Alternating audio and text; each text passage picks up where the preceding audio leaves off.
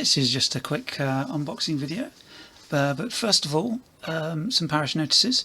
The Troika campaign continues apace with the first adventure from 1 Year in the Savage Afterworld. There are 52 mini adventures in here by Tim Snyder, and this was Last Chance for Gas, and that was fun with the addition of a giant sandworm and the Angel Gang from Judge Dredd. So good times there. But I think next time with Troika I'm going to tinker slightly with the initiative, which I've always been a bit unsure of, and what I'm going to do is just have one initiative card for each player, one for each monster, and if a monster is particularly powerful they might have 2 or 3, but leave out the end of round card. Just go through each card in whatever order I've shuffled, then everybody gets a turn and nobody misses out, so that feels more comfortable to my way of playing. So yeah, I'm going to go for that. But other than that, Troika is great fun.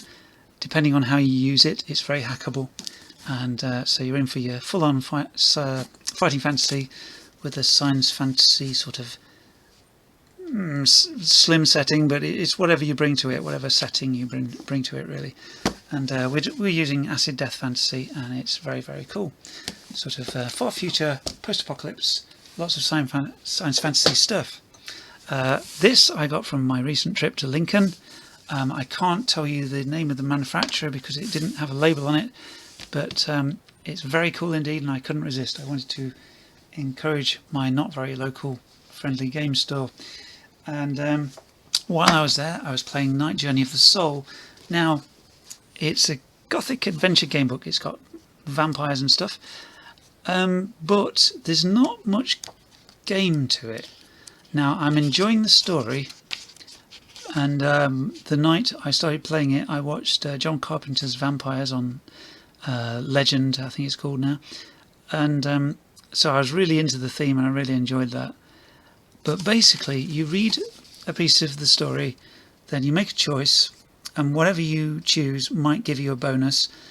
You have, of your abilities, you pick 2 to be the ones that you are gifted in. You've got Brawn, Agility, Faith, Endurance, Intellect and Charm. So you pick 2 of those to be your gifts, and they give you a +3. And whatever choice you make gives you a bonus.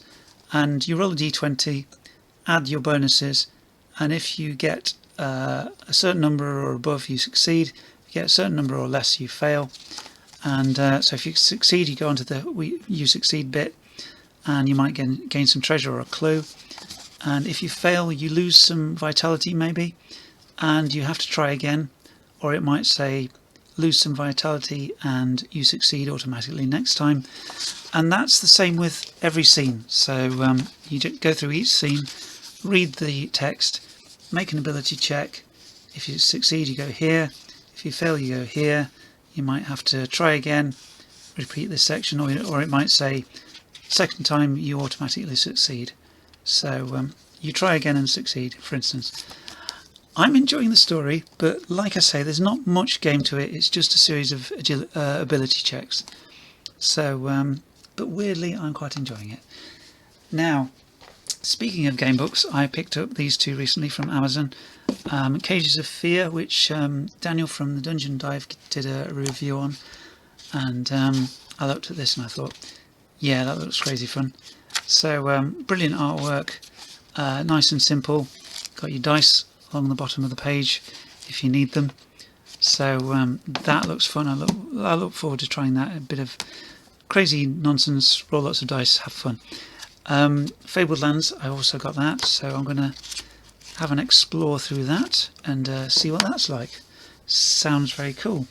Now, but what we're here for is this. Battle of the Halji.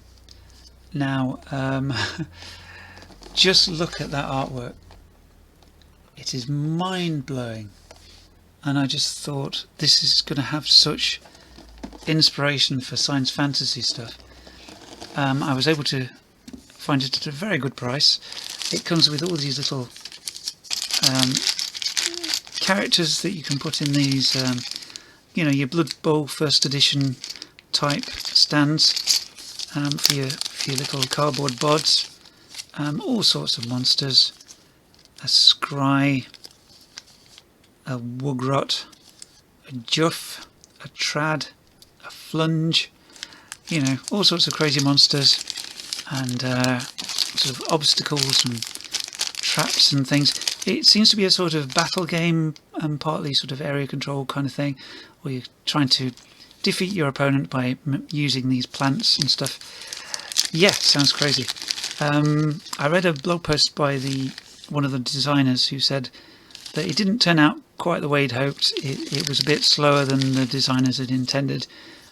But, I mean, all these wonderful, crazy, oozy creatures. And, yeah, the Arsh and the Pern. And, yes, the Hasbel. You know, all these brilliant chits. And a couple of 10-sided dice.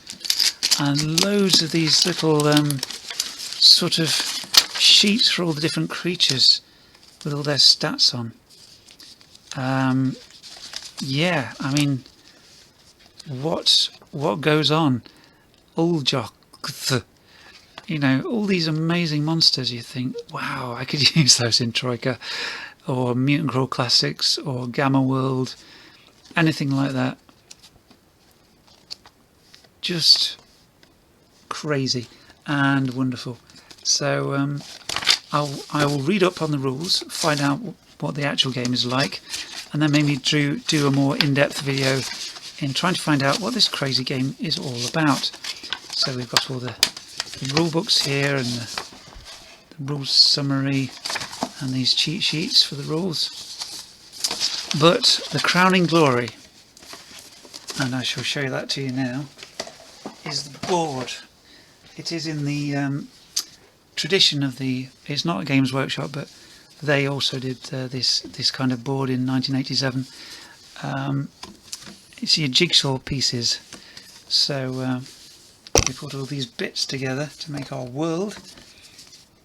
Now it's a big board, pretty big, and it has amazing locations like the blood tubs, the shatterguts, the amples, the marrowdank, excuse me, tortured stoop, the slime pits, the festers, the stinging mire. It's just perfect for anything like far future post-apocalypse.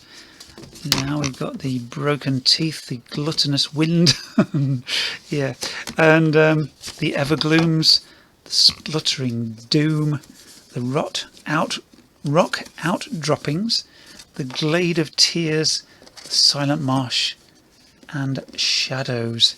So I mean, just look at it. It's crazy. It's got to be perfect for any kind of solo role-playing in a science fantasy or post-apocalyptic world. Absolutely awesome. So I'm definitely going to use this for something, and read up on the game and tell you what on earth it's all about. So this was just a little unboxing and a little parish notice about what's been going on, and I shall see you soon.